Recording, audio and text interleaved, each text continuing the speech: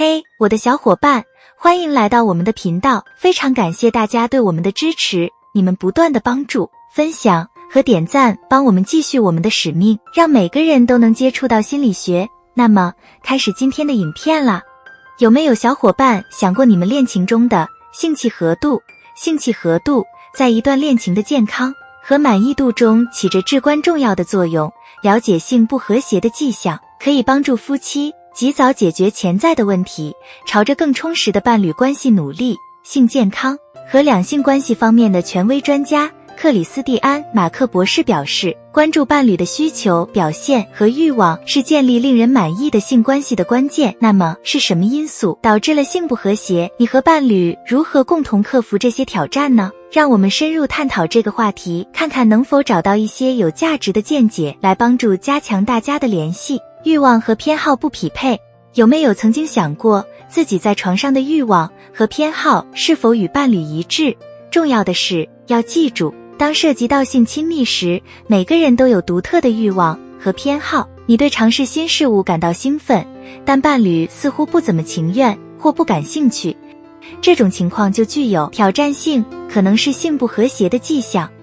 根据金赛研究所研究员贾斯汀·米勒博士的说法，关于需求和偏好的公开交流，对于理解彼此的界限和找到共同点是必不可少的。那么，该如何应对这些差异，并朝着更和谐的性关系方向努力呢？首先，和自己的伴侣进行一次温和、开放的对话，不带评判地分享自己的感受、需求和欲望，并鼓励伴侣也这样做。记住，如果你们的喜好不完全一致也没关系，关键是找到一个双方都感到舒适和满意的中间地带。缺乏情感联系，在亲密的时刻，你有时会觉得你和你的伴侣之间有情感上的隔阂吗？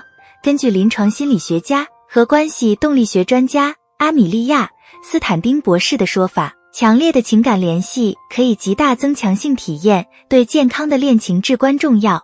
如果你们中的任何一个总是经历情感上的分离，这可能表明你们在性方面不和谐。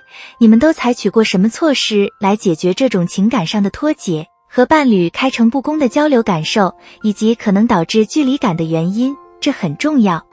在某些情况下，过去的经历或未解决的情绪可能会影响你们的关系。解决这些问题可以带来更充实的性关系，向伴侣敞开心扉，诉说情感上的疏离。在亲密关系中，你们都赞同为诚实的谈话创造一个安全的空间。当你们彼此分享经历时，你们都发现了过去的情感创伤，这可能是导致你们关系破裂的原因。通过承认这些问题并共同努力解决它们，你们会逐渐建立一个更强大的情感池塘，最终带来更令人满意和契合的亲密关系。